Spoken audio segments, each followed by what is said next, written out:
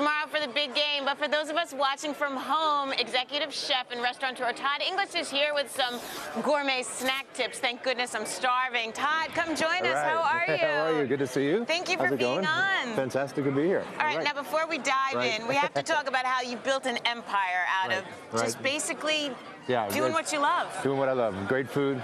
And, you know, and a great time. Did you always want to cook? You know, it was always something part of my life. I mean, I'm from an Italian family. On my mother's side, my name doesn't give that away clearly, but I if always... your mother's Italian, you're Italian. I tell my kids that all the time. The food is always the center of the household. And so, but at the time, you know, this is like 70s. It wasn't cool to be a chef. There really wasn't a lot of places to go, but I fortunately found the Culinary Institute of America, came to New York and worked. And the rest is history. The second I hit the ground running at the culinary. Yeah, and you have now James Beard Award 3 times. Yep. And how many restaurants now? We're up to about 20 restaurants now. Wow. Yeah, we've got a couple more openings. So. And what's amazing is the next one opening is down in the financial district, right? Exactly. Which I think is fabulous that you're going down there and that we're starting to rebuild all that area near the World Trade Center. It's awesome down there, and there's a lot more activity. And we're opening a restaurant. It's kind of an old English pub, no pun intended. It's you know, kind of bringing back the tavern and sort of that, you know, kind of clubby feel. So it's going to be cool. Called Libertine.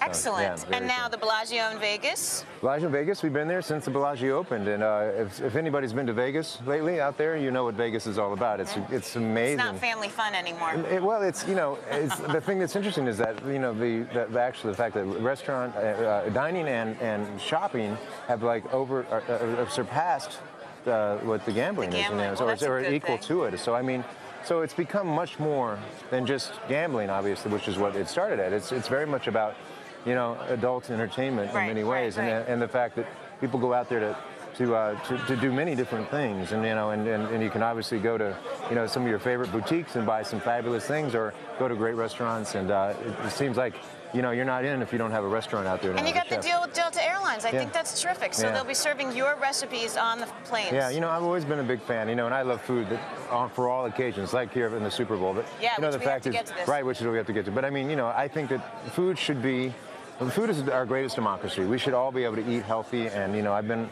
very much, you know, into sustainable agriculture and very much about.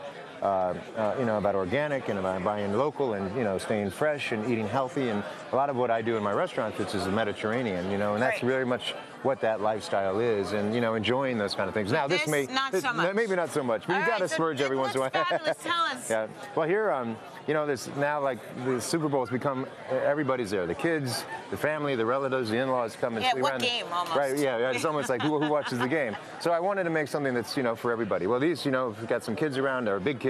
One of my favorite hors d'oeuvres forever. Crowd pleasers. Always a crowd pleaser. This is a Kobe, little Kobe hot dog wrapped in croissant dough, and a little Thousand Island dipping sauce there. Okay. And we make these beautiful pita chips there, and we dive those into artichoke guacamole, very much like you make an avocado guacamole. We just use the avocado. I mean the artichoke like we do an avocado. All the same ingredients, some Mediterranean flavors, and it's a great dip. Dips are great at the Super Bowl. Now you're just sitting around one day playing with guac and saying, "Hey, we should try an artichoke." Yeah, you know what happened is I was cooking artichokes and I overcooked them, and I peeled them down, and I'm like, wow, it's the same texture as an avocado when you kind of peel it. So I said, let me try this out, and we started mushing it around, and I said, I want to make a great dip out of it. So that's sort of the evolution of how, you know, sometimes mistakes are good things, you know? Yeah, good for you. New learning experience. Now, of course, being a Patriots fan, a New England Patriots fan. Yeah, by the way, I wasn't going to go there, that you're smack in the middle of New York City wearing a Patriots shirt, but that's okay. It's been rough, I got to tell you. Yeah, I can imagine. You got legs, that's something. That's it. So, but a good old New England lobster roll, which is always a crowd pleaser, and you know, if you don't use lobster, you can use crab or shrimp, but to me, there's just nothing better than lobster, cold lobster, mayonnaise, celery on a nice toasted bun like that. And some homemade potatoes. And of course, what is a Super Bowl or a football game without chili? This is a... Cody's dying right now that he can't come chow in here. Yeah, I know. I've got a bet with Cody, though. You know, if the Pats... Okay, Cody. Right. Yeah, come on. It's all for you. By the way, we've got a bet over here. If Giants win, Right. We're coming to your place. Right, and if the Patriots win, we'll bring you here. Right, and I haven't heard the number how many people you're bringing. So I mean, don't worry. I'll let you know afterward, but you can bring one plus one. Wait, tell us what's in this. Right, and I get a hot dog at the bar here, and maybe a cold beer if I'm lucky. Well, not just a hot dog. All right, while they work out their dating scene, these two, we have to thank Todd. You're involved in this too. Oh, I am. First of all, what's in that? This is a short rib chili. It's made with beef short rib chili. Yeah. It doesn't get better than this, Rebecca. There you go, You're baby. missing Watch it. out. All right, on tap, we're checking in with Hoopy and Boo for a little Super Bowl preview next.